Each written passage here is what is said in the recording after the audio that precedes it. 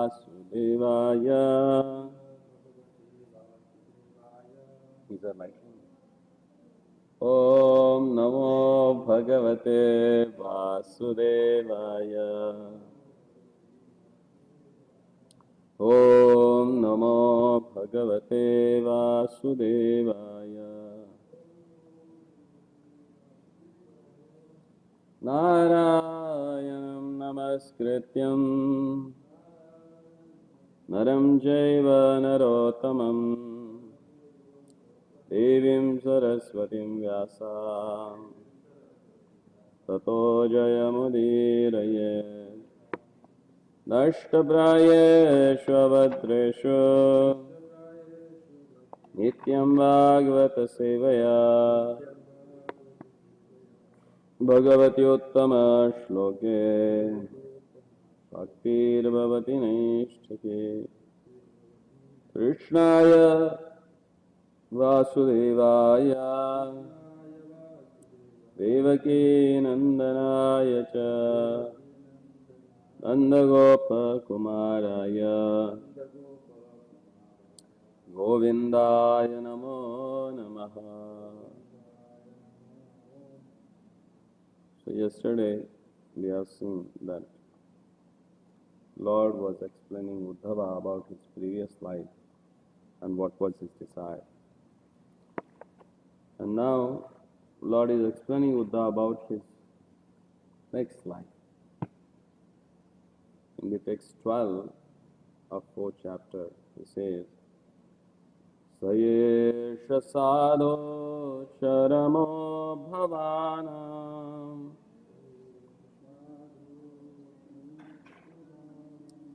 asaditaste madanugrahoyat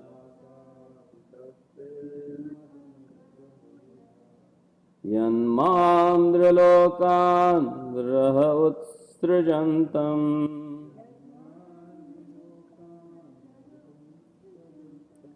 dishtya dradashvan vishadanuvrtya.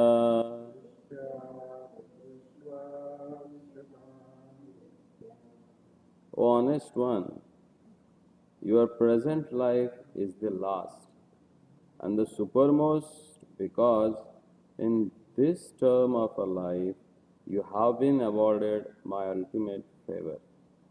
Now you can go to my transcendental abode, Vaikuntha.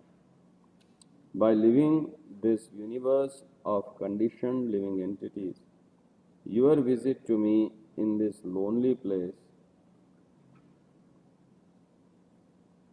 because of your pure, unflinching devotional service, is a great boon for you. Purport. When a person is fully conversant with the knowledge of the Lord, as far as can be known by the perfect living entity in the liberated state, he is allowed to enter into the spiritual sky, where the Vaikuntha planets exist. The Lord was sitting in a lonely place just about to disappear from the vision of the inhabitants of this universe. And Uddhav was fortunate to see him even at that time, and thus receives the Lord's permission to enter Vaikuntha. The Lord is everywhere at all times, and his appearance and disappearance are merely the experience of the inhabitants of a particular universe. He is just like the sun. The sun does not appear or disappear in the sky. It is only the experience of men that in the morning the sun rises and in the evening the sun sets. The Lord is simultaneously both in Vaikuntha and everywhere, within and without Vaikuntha. Om Ajnana-timirandhasya Jnananjana-shalakaya Chakshurunmilitam Yena Tasmai Shri Gurave Namaha. Shri Chaitanya मनोभीष्टं स्थापितं येन भूतले स्वयं रूपा कदा मह्यं ददाति स्वपदान्तिकं वन्देऽहं श्रीगुरुः श्रीयुतपदकमलं श्रीगुरून् वैष्णवांश्च श्रीरूपं सागरजातं सहगणरघुनाथन्वितं तं सजीवं साद्वैतं सावधूतं परिजनसहितं कृष्णचैतन्यदेवं Shri Radha कृष्णपादान् सहगणललिता श्रीविशाखान्वितांश्च। O honest one, your present life is the last and the supermost, because in this term of life you have been awarded by ultimate favor. Now you can go to my transcendental abode, Vaikuntha, by living this universe of conditioned living entities. Your visit to me in this lonely place, because of your pure, unflinching devotional service, is a great boon for you. Because Uddhava has performed unflinching, loving devotional service to the Lord has asked him to go to Vaikuntha.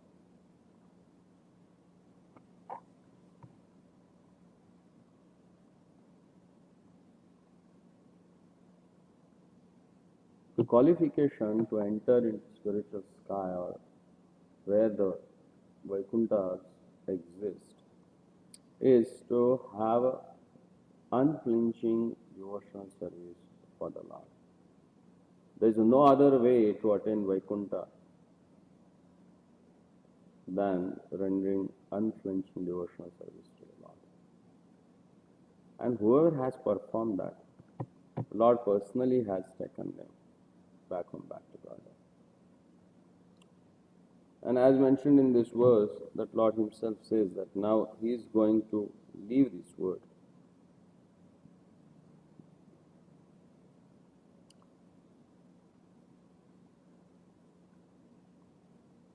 So Lord's disappearance from the vision, it's not from the world or this planet, but from the vision of a conditioned soul,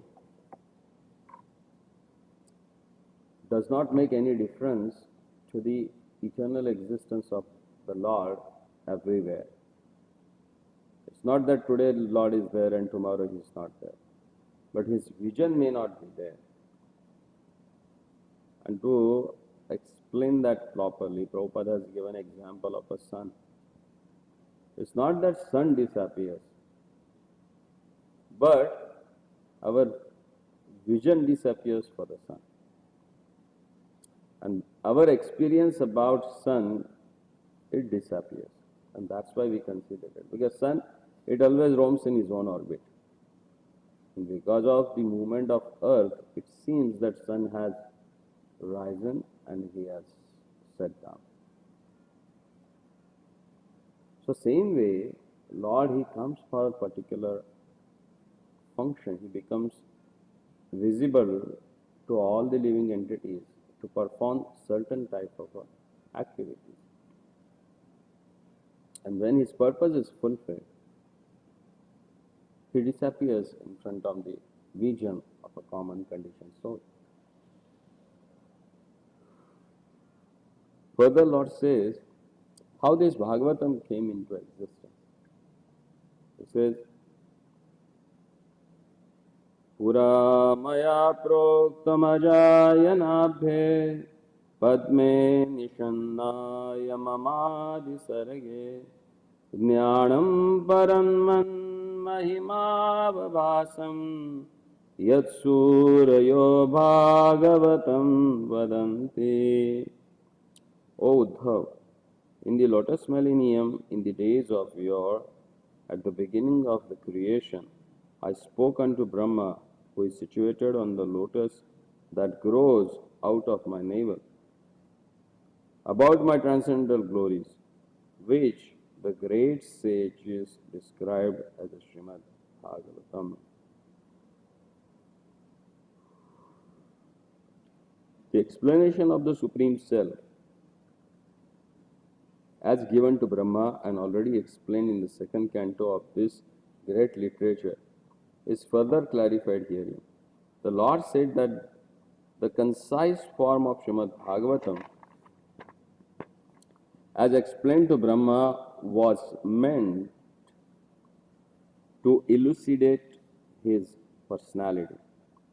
The impersonal explanation of those four verses in the second canto is nullified herewith. Sridhar Swami also explained in this connection that the same concise form of the Srimad Bhagavatam concerned the pastimes of the Lord Krishna and was never meant for impersonal indulgence. So Lord says it's in Padme. Padme means in Padma Kalpa. Now it is a Shvetavaraha Kalpa. So previous to that, in the beginning of creation, it was a Padma Kalpa. Kalpa means one day of a Brahma.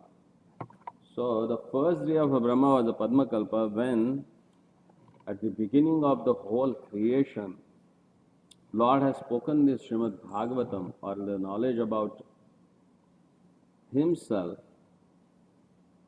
to the Brahma who was sitting in the lotus which was generated from the navel of Lord. And Sridhar Swami in his purport he writes that this shows that the knowledge of Srimad Bhagavatam was given by the Lord to explain his supremacy and his wonderful pastimes. So the impersonal interpretation given on the four verses which are explained in the second canto about the creation is totally nullified here by the Lord himself.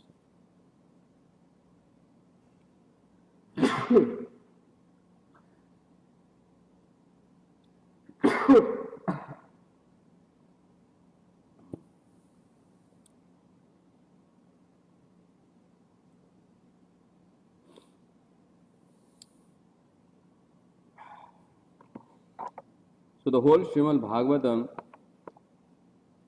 concerns the pastime of Lord Krishna and was never meant for the impersonal indulgence. And that's why Mayavadis, they can't give their commentary and they can't speak on Srimad Bhagavatam. Because these are the activities of the Lord. And their conception that Lord does not have a legs, hands, form, anything, then how that person can perform pastimes? And how they can relish that thing? So the whole Srimad Bhagavatam is meant for a devotees to enjoy the pastimes of the Supreme Personality of God. Then further, Uddhava says, इत्यातोक्ता परमस्य पुंसा प्रतिक्षणानुग्रहभाजनोऽहं स्नेहोत्तरमा स्खलिताक्षरस्तं मुञ्चुषुः प्राञ्जलिरराव भाष्ये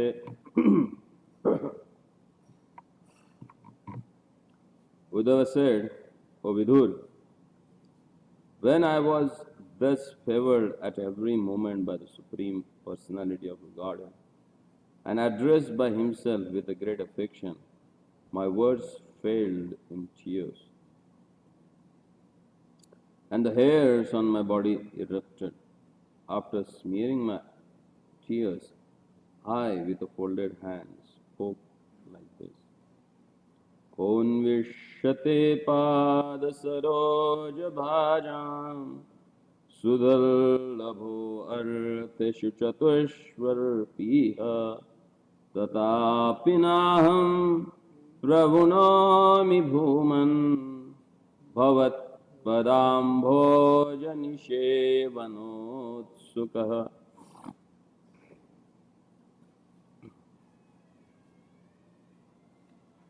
O my Lord, devotees who engage in the transcendental loving service of your lotus feet have no difficulty in achieving anything within the realm of the four principles of religiosity, economic development, sense gratification, and liberation. But, O Great One, as far as I am concerned, I have preferred only to engage in the loving service of your lotus feet.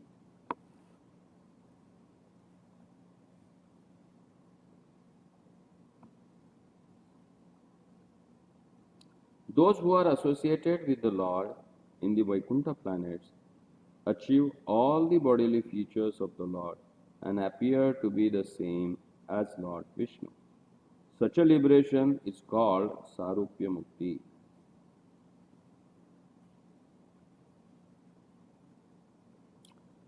Which is one of the five kinds of liberation. The devotees engaged in the transcendental living service of the Lord never accept the Sayujya Mukti or merging in the rays of the Lord called the Brahmajyoti. The devotees can achieve not only liberation but any success in the realm of religiosity, economic development or a sense gratification up to the standard of the demigods in the heavenly planets. But such a pure devotee as Uddhava refuses to accept all such facilities. A pure devotee wants simply to engage in the service of the Lord and does not consider his own personal benefit. Bhavat padam bhoj nishevana utsukaha. Same word is used in different reference. With the same reference, different words has used by the Lord to explain the glory of his own devotees. Now Uddhava is saying here that Bhavat Padam Bhuja Nishevena Utsuktaha. I am only interested in serving your lotus feet, O my Lord. And Lord also says in the same canto, Sarupya Samish Sarupya Sami Sarupya Samipya Sashti Salokya Sayujya Deyamanam na Grananti Mat Sevaya Vina. Oh, my other devotee, my devotees, they are reluctant to accept five kinds of a liberation. They are like a Sayujya merging into the effulgence of the Lord, Samipya staying just near to the Lord, Salokya looking exactly like a Lord,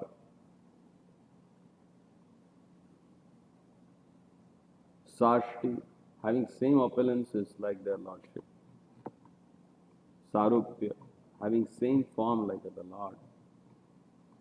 Deyamanam na grananti, and that they never accept, even though Lord is giving them. What they accept them? Mat sevayavina. They don't want anything other than the service rendered at me. That's what Lord says.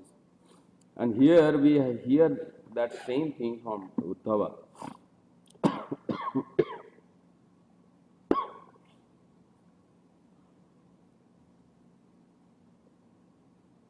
As Uddhava says, the person who takes shelter at your lotus feet, it's not difficult for him to achieve anything up to the heavenly planets. All the purusharthas like dharma, artha, kama and moksha. And all the facilities that the demigods, they can have it. That can be attained by the person who renders devotional service to the Lord. But, he says, tatapi naham pravanomi bhumam.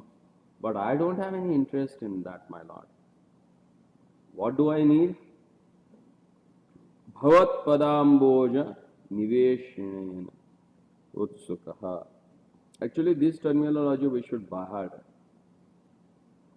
If we keep them in our mind, then we can remember what is our target. Bhavat padamboja. What's next?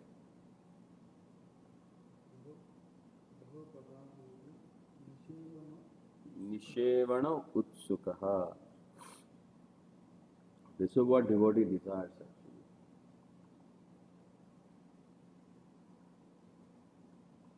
See, if you read each and every Akhyan in Srimad Bhagavatam, it always explains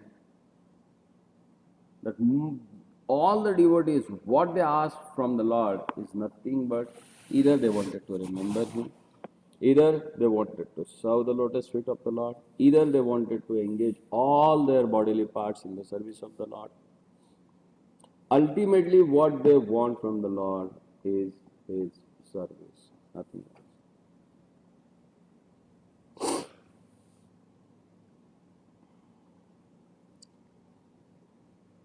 Bhavat bhoja nishevanotsukha.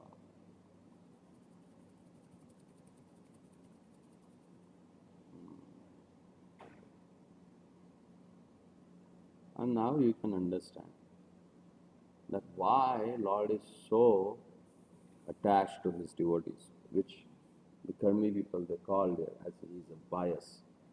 Why someone will not be a bias or attached to them who are really wanted to just serve Him? Lord is also a personality. It's not just impersonal light, that light is same for everyone.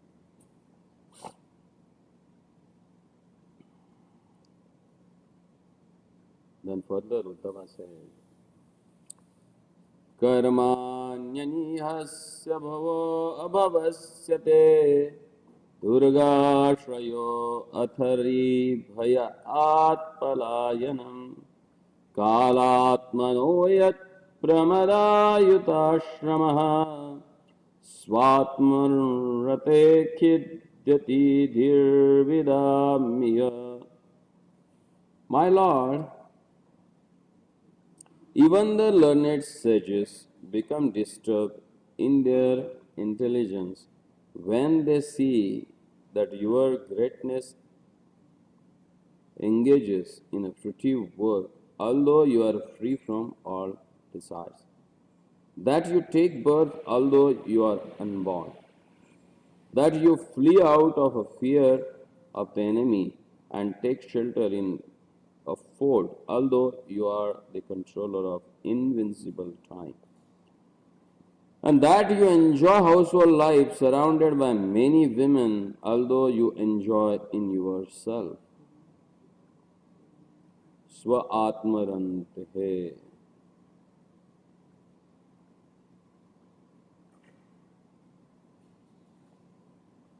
So this verse explains how all contradictory is resolved in the Lord.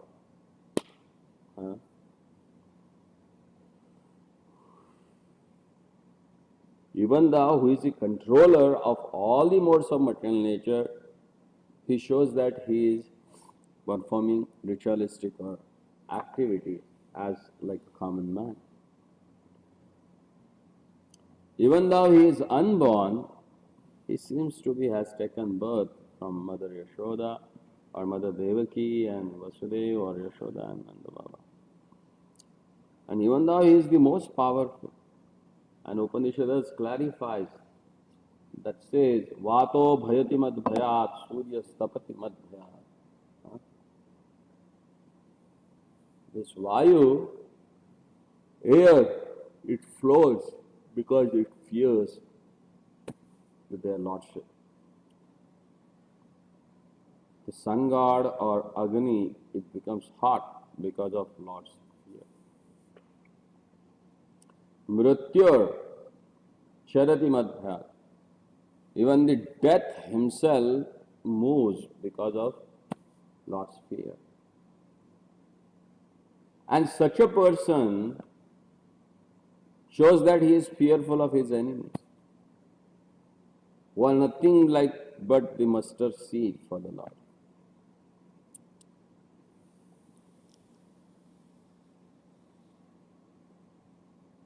And even though he is a Atmaram,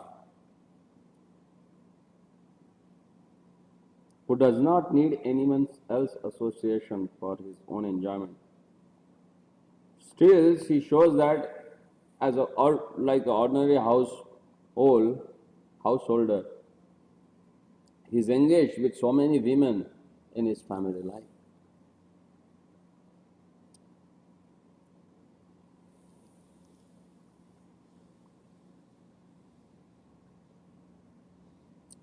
In the purport, Prabhupada says, pure devotees of the Lord are not very much concerned with a philosophical speculation in regard to the transcendental knowledge of the Lord. Nor it is possible to acquire complete knowledge of the Lord. Whatever little knowledge they have about the Lord is sufficient for them because devotees are simply satisfied in hearing and chanting about the transcendental pastimes of the Lord. That's why Rupa Goswami Pad says, don't read too many books, you will get confused. This gives them the transcendental base, but some of the pastimes of the Lord appear contradictory even to such a pure devotee, and thus Uddhava asked the Lord about some of the contradictory incidents in his pastime. The Lord is described as having nothing to do personally, and it is actually so because even the creation and the sustenance of the material world, the Lord has nothing to do. It seems contradictory then to hear that the Lord personally lifts the Govardhan hill for the protection of his unalloyed devotees. The Lord is the supreme Brahman, the absolute truth, the personality of a Godhead, appearing like a man, but Uddhava had a doubts whether he could have so many transcendental activities. There is no difference between the personality of a Godhead and the impersonal Brahman. How then can the Lord have so many things to do, whereas the impersonal Brahman is instead to have nothing to do either materially or spiritually? If the Lord is ever unborn, how then is he born as the son of Vasudeva and Devaki? He is fearful even to Kala, supreme fear, and yet the Lord is afraid of fighting Jarasandha and takes shelter in a fort. How can one who is full in himself take pleasure in the association of many women? How can he take wives and just like a householder take pleasure in association of family members, children, relatives and parents? All these apparently contradictory happenings bewilder even the greatest learned scholars, who thus bewildered cannot understand whether inactive is a fact or whether his activities are only imitations. So here this contradictories are discussed by the Prabhupada that how it happens. Even the greatest scholars, they don't understand. They get confused to understand whether the Lord's activities are really activities or he is inactive or his activities are imitations. How to understand? That's why Lord says in the Bhagavad Gita, Janma karmacha me divyam. Evam yo veti tattvataha tyaktva deham punarjanma naiti mameti swa.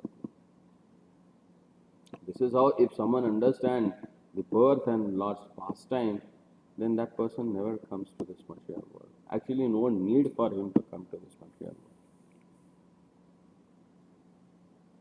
The solution is that the Lord has nothing to do with anything mundane. All his activities are transcendental.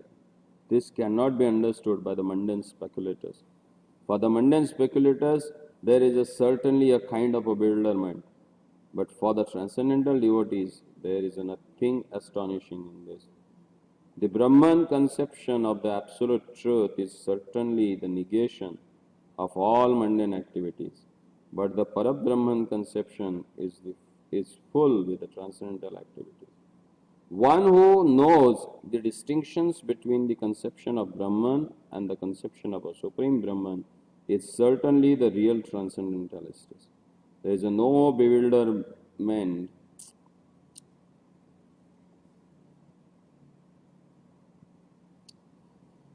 such for such a transcendentalist. The Lord Himself also declares in Bhagavad Gita, even the great sages and demigods can know hardly anything about my activities and transcendental potencies.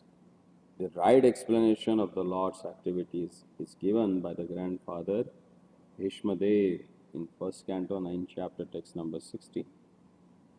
नहि यस्य करे चिद्राजन् पुमान् वेदभिः स्थितम् यद् विज्ञानस्य युक्ता मुह्यन्ति कवयोऽपि हि. So most of the people, they get bewildered when they see the activities of the Lord, because all they are transcendental. And on the Mandal platform, it's not possible to understand the wonderful pastimes of their Lordship. So any question, any doubt, any comment?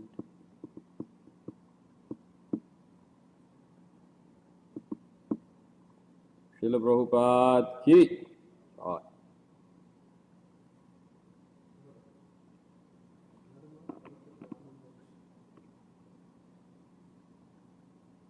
उससे हमको परेशान